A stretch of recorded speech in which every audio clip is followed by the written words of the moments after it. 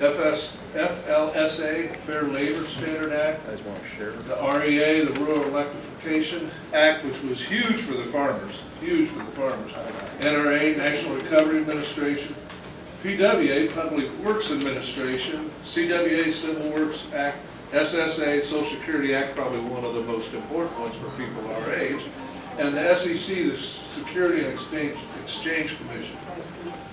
The Works Progress Administration was created by President Roosevelt in 1935. One of the reasons he got a lot of flashback on this because he was trying to bring the United States out of the Depression. After the Dust Bowl, then we went into the Depression, and there was probably maybe 30% across the country of people not working because they had no jobs. There was no money to have the jobs. So like we're doing now in the government, we decided to start printing money and put money into WPA, the PWA, and all these other ones. In 8 years of existence, there was 8.5 million people put to work building roads, hospitals, schools, and other public works. Most of these people were had no skills at anything. They were lower rung laborers and everything. They also, later on you'll find out the WPA, they were building things, but they also hired writers, actors, painters, people to, well, this was because of Eleanor. She wanted people to get more diverse in their knowledge, not just, okay, we're working and everything. They need to know the arts. And so they pushed the arts really hard.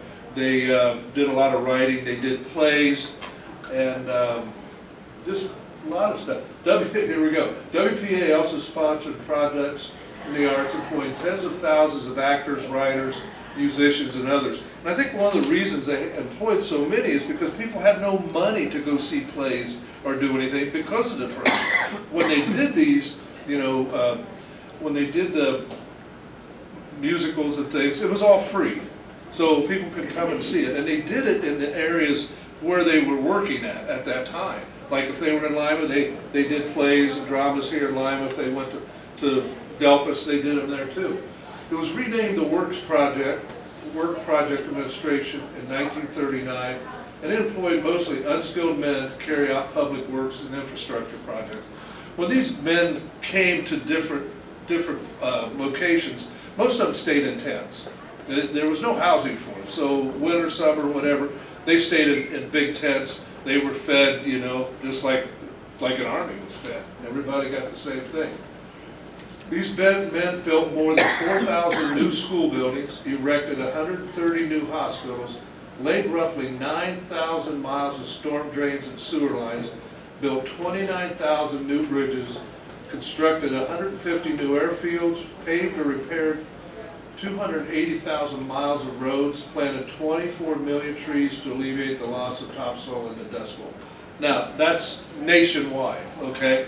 And it's amazing. This is what projected the United States into actually a world power. It got us ready, unbeknownst to us, to start being that machine that when World War II came, we needed to be ready. We needed to work. We needed to know how to learn how to make tanks, airplanes, ammunition and stuff. And because they taught these people to work, they were able to work and move into another job to help us get through the 40s, basically. This is a Blue Ridge Parkway. It's another WPA project. It's not done yet, okay? I mean, it is now, but in this picture, it's not done. This was, they cut this right out of the forest and stuff. They just cleared a path. The side surveyor says, we're going here, and they're like, okay. So this probably is a picture in the 60s. I mean, I'm colorblind, and I can just barely see the yellow line through the middle there. I just noticed that yesterday, and it's like, gosh, I didn't notice that. So, you know, it's a beautiful country. There's a nice bridge. I like the way that's made. And I'm going to talk about the 5 largest WPA projects in the United States. The 5th one was the Lincoln Tunnel. It was a PWA funded, 1934 through 1936. It was 1.5 miles underneath the Hudson River, all carved out by unskilled labor. As you can tell, it's not done because the tracks aren't completely finished in it. This, number 4, is an overseas highway. It's 113 miles long. It goes from Miami to the Florida Keys. It's the bridge on this side. The bridge on the other side was put in by Henry Flackler back a long time ago, and he was the treasurer for Rockefeller. So he had plenty of money and everything in building. And one of the worst disasters, sea disasters or shore disasters ever to happen, happened in Key West with a big hurricane. Over 400 people died in Key West. And that took out a lot of Flackler's railroad bridge, and they never replaced it. It had 42 bridges, and it was finished in 1933. This one here, I'm missing a slide, pardon me. This one here is number 3, number 4. This one here is number 2. I missed number 3, the Great Smoky Mountain National Park. This is Hoover Dam. 1931 through 1936, cost $615 million to build it. It spans the Black Canyon. The dam is 726 feet high and 600 feet at the base. This is a hydroelectric dam, and it took care of power for Arizona, New Mexico, and Southern California. And this is another picture of it, a newer picture of it. I guess, yeah, there's cars driving around there. I always thought if I drove on there, I'd probably drive off the side because I was looking, instead of driving. This one here is the biggest project that the Grand Coulee, it's Grand Coulee Dam. It's in eastern Washington on the Colorado River. They put it in mostly for irrigation. They irrigated over 600,000 acres in the Washington, Colorado, and Oregon area. And it was a hydroelectric dam, and it provided electric for parts of 8 states and part of Canada. It was 550 feet high and 1.2 miles wide. This picture here, I got this on the internet. I was floating through someplace. This is the WPA educational building projects up to 1936. So all the dark spots is where they worked on a school, or built a school, or painted a school, or polished the floors or whatever. So anything they did in a school, they put it on the map. I just can't believe this. In a lot of these areas, they built schools because they never had any. This is a painting that was done at a courthouse. Unfortunately, it says courthouse painting, and it doesn't tell me where it's at. But I thought, and it was done by the WPA. So I thought this was pretty interesting and pretty neat. And this is the old library here in Lima, which was refurbished a little bit by the WPA. They repainted it, but I don't know if they did any of the fancy stuff. You can see the books back in here. This was the Carnegie Library. That was eventually torn down when we built the one next to us. Now, we get into the Lima and Allen County talk on this. These gentlemen and this lady, they were, it's Mrs. Pillars is back there in the background. She was the secretary-treasurer of the museum. Her husband actually started the Allen County Archaeological and Historical Society, and the location for that was in the second floor of the Memorial Hall, and they had the whole second floor. So all these pictures are taken there on the second floor. What I like about this picture is all the pictures hanging around the top of the walls. We need to find out where those are, and we need to get them out so people can see them. Do you hear me? Okay. Okay. I'll be on you about that. But what they were doing, they were listing and putting in a catalog exactly how every item came to the museum, how old it was, who donated it, and they put them on index cards, and they filed them away. And then they repaired everything they worked on, And you will see here, these gentlemen here, they're fixing guns, okay? and you can see the antlers up on the top and everything. So they put in a catalog, each gun, each type, name of who donated it, how old it was, who made it and everything. And then they repaired everything and put it back and stored it. And that's how we started getting everything, you know, in catalogs and stuff, and I'm sure we still do when we take items in. Now, this is a map that the WPA Federal Riders Project did in 1938. Now, when I was looking at this, I thought, this is really stupid. But then I thought, no, I'm really stupid because north is this way. And if I'd have turned the picture the other way, it would have been about this big. We wouldn't have been able to see it. So up here at the top, that's where Woodlawn Cemetery Yosemite is, okay? So this is north over here. So if you want to bend your necks or crack your necks, you can look at it, but I'm not going to. Right here's Bell Fountain Avenue coming up, and here's the center of here's the square up in here. Then it lists 11 different places and has the number on there. But this was drawn out by the Riders Project here in Lima. Also we have, this was a telephone that was donated to the Historical Society. And the speaker and the microphone is all one piece. It's mouthpiece and receiver is one piece. This is Mrs. Ruth Rustler. Her husband was Charles Rustler, and he was, they called him the Sage of Shawnee. He knew everything about Shawnee. He was also a state representative in Shawnee area, and if anybody wanted to know anything about Shawnee, he knew what was going on with Shawnee and could tell you all the way back. So she's demonstrating how this used to work. From what I read, you pull on the cord that her hand is on when you want to talk, and when you release it, then you can hear people talk through the same thing that she's got there in her hand. This is I got to tell you this. This is Francis Durbin, outfitted of a dandy of long ago. Okay, the beaver hat was worn in 1800 by Henry Phillips Sr. He came to Allen County in 1833. This valuable relic was presented to the museum by Hamilton McCoy. The coat was presented by Anna Trempert, and the hitching post, presented by B.J. Hover, was used in the front of Lawrence Stemmett's home on West Spring Street. Now, another thing that they did, they taught domestics.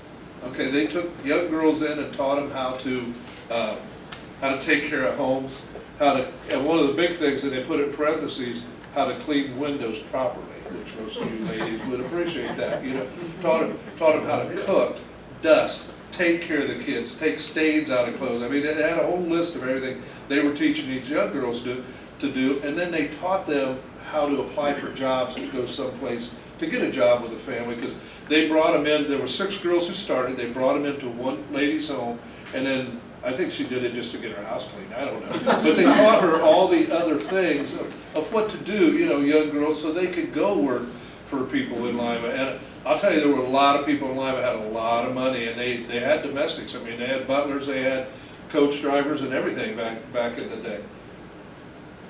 So there's a dandy, and I don't know if he's from Lima or not. But and this is a hand sewing machine. You turn the hand on your right hand and it would sew.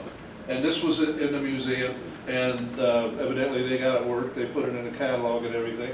And it was called the Little Giant. And the lady operating this is Irene Van Deen, the sewing supervisor for the 10th Ohio WPA district. This here, I thought this is the automatic cradle for twins.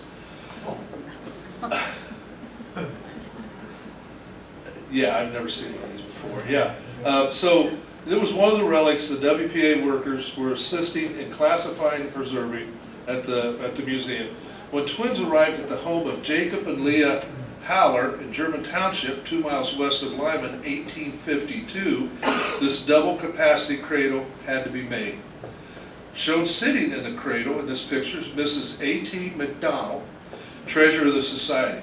She is wearing a black cape and a lace cap, both 135 years old. The dolls are also relics from an earlier Allen County museum. From what I hear, we're still trying to find that.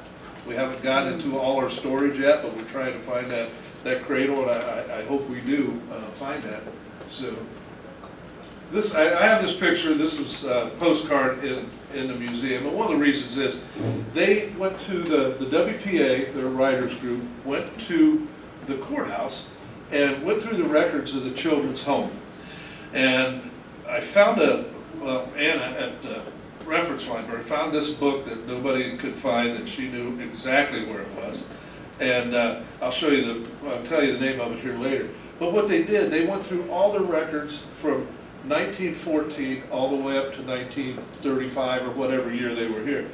And they kept track of how many children they received through the children's home.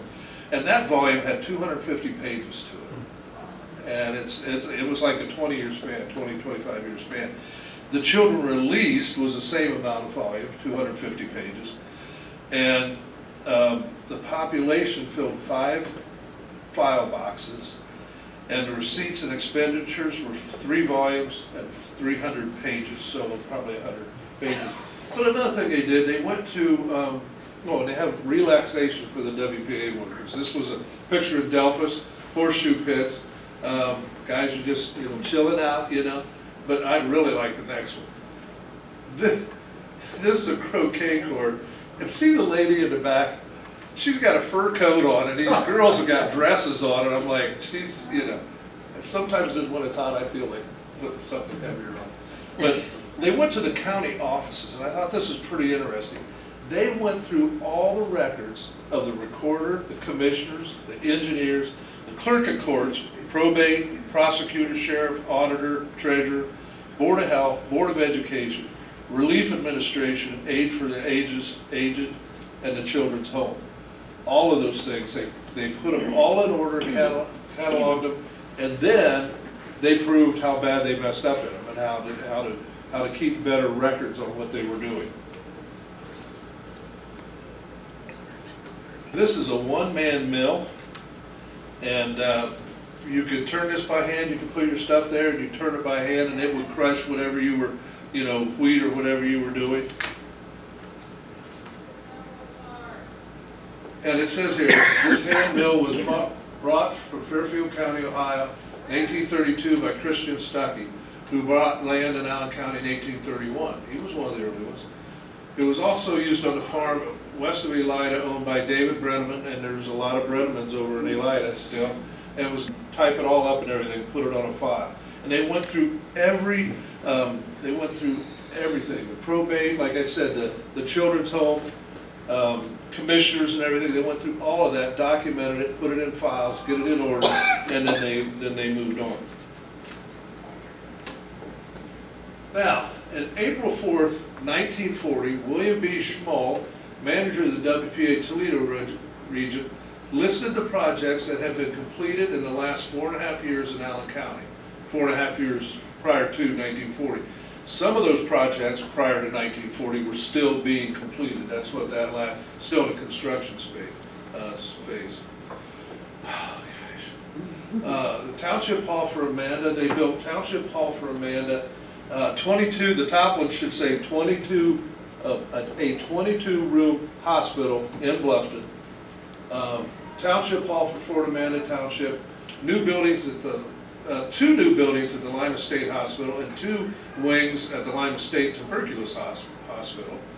Lima Football Stadium, new school bus garages in Herod and Lima, Harmon Field Football Stadium in Bluffton, and renovations and repairs to Allen County Children's Home. That's the big construction projects they had in Allen County. Now, they also did repairs and paintings and general improvements for the schools in Delphus, Beaver Dam, Bluffton, Elida, Herod, Lafayette, Westminster, Sugar Creek Township, which is Gomer, Spencerville, Perry, and all the Lima City schools, which I'm sure needed all repairs. And now all those buildings are gone, or they're being used for something else. But at least they took care of it, brought them up. The Lima building activities, that's what that up at the top, the little things hanging down there, I should say. They did repairs to the Armory, which is at Hover Park on College Street. They were building a public library annex for the old library, okay? They remodeled the public library, the construction of the Froat Park Shelter House, and renovations of all the fire stations, construction of police garage, and renovation of McCullough Lake. The WPA built the large shelter house, bridge at Froat Park. Those were, and it opened, well actually Froat Park opened on July 4th, 1904. Benjamin Niece, great niece, was the one who had the opening ceremony for it. Had to throw Ben Froat in there for all you guys have heard me talking about, you know. And at Fort Amanda, the WPA rebuilt the shelter house and rebuilt the original 1816 well. The U.S. Army reclaimed Fort Amanda before the WPA started because they wanted to do some work there. Well, since they were... What years did you say all these were done? They were all done during the WPA, so it could have been from 33 to 39. Okay. Most of them didn't give me a date or anything on them, you know. And but they rebuilt the reason they took it over is because they still considered it a fort, and they wanted it brought back to the condition that it should have been in the original thing. So when they started working on the well, they found it was 4.5 feet wide and 18 feet deep, the original well. The lower half was still intact, so they rebuilt the top, the rest of it up, exactly like the bottom half was. So it was an original, so it looked original. So and the WPA removed the Main Street rails from the river to Grand Avenue. So you figure they're on Main Street where the bridge is and everything. From there all the way up to Grand Avenue, they tore out all the trolley tracks and everything to clear that up because the trolleys, yeah, they don't need trolleys anymore. We got buses. And so it cost $72,000 to remove all that stuff. The WPA paid $60,000 of it, and Lima paid the other $12,000. And that's usually how the WPA did it. They would pay a percentage for it, and then they would furnish the labor for it too. So most of the cost was just for material that you had to pay for. And you also had to pay, some sites you had to pay for housing of the people who did it because they didn't have any housing. So that came out of the money that the city paid. When they were doing this, before they started the Grand Avenue, the Main Street work, they were finishing the Grand Avenue rail tear out to Main Street. So when they got up to Grand, then it was all going to be tore out through there. And that was two of the major lines that came through Lima. So this is a picture of Froat Park Shelter House, and my wife and I went there. There's supposed to be a plaque, WPA plaque on it. There's no plaque on it. We walked all the way around that yesterday, but this is not how it looks now. They took the top off and all that stuff, but very well built. And they put a new roof. I could tell they put a new roof on there because you went in there, and all the rafters are new construction rafters. They're not any of the original ones. And this is a picture of the bridge that he did. The bridge before that was made out of wood, and I should have had this on here, but it's like they took branches and everything, and screwed them all together, nailed them all together, so it was really a woodsy type thing. So this is not Lima, but this is what they had to do to tear out the rails, okay? If you look, you can see the rails here, the old rails. They're digging way down to get that. This is an air compressor, so they're using jackhammers to break up all the asphalt, if it was asphalt or not. But it's all hard, back-breaking work. And then this is when they're installing new tracks and stuff, probably for a trade.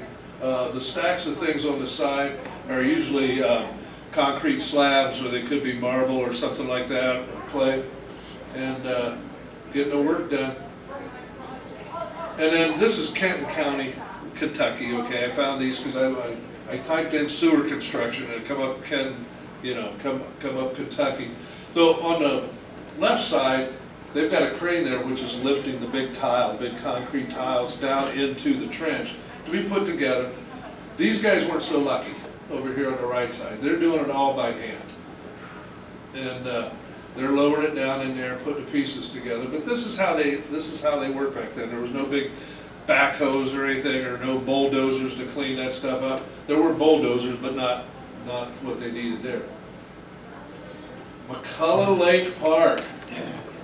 Anybody go see Earl Sykes and his orchestra? Anybody go see that? This guy up here, that's Earl Sykes' picture up there. It says, "Watch us grow. To all who enter, leave care, go away." So it was a fun place. McCullough Lake, it was on the south side of Schoonover Lake, okay? It was big. That's not even the pool side of it, okay? They had a dance hall in there, they had a concession area in there, they had restaurants, you could rent boats, you could swim. It was a happening place between Toledo and Dayton. This was a place everybody went. I mean, they just, we're going to McCullough Lake. It's like Cedar Point, which we're all too old for Cedar Point now, but I mean, when we were, this was Cedar Point. So here's a picture of it. This is a postcard picture I took out of a postcard section there in the reference area.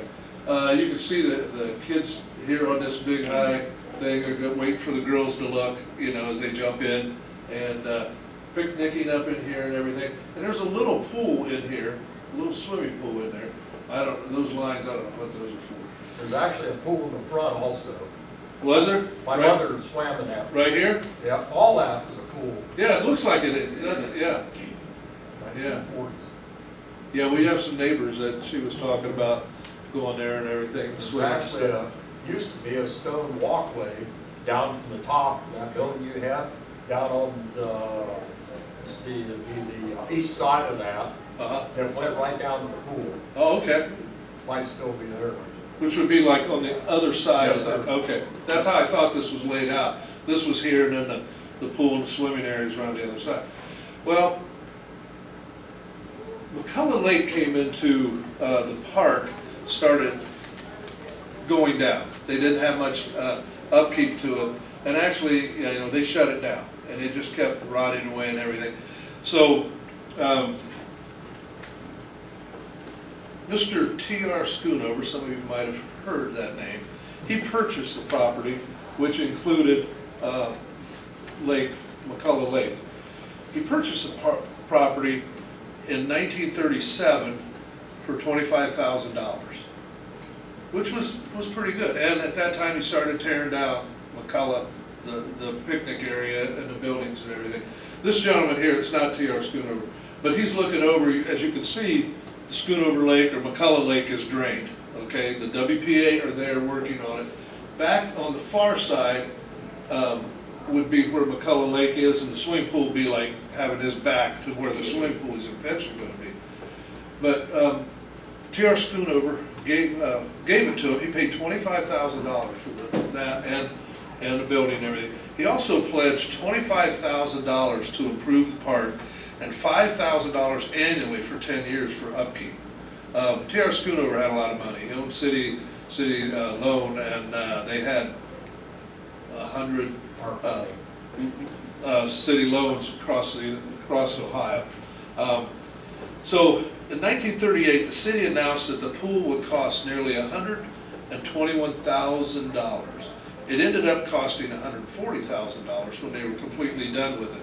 All this work was done with the WPA, with the city of Lima paying their portion, WPA paying theirs, and bringing their people in.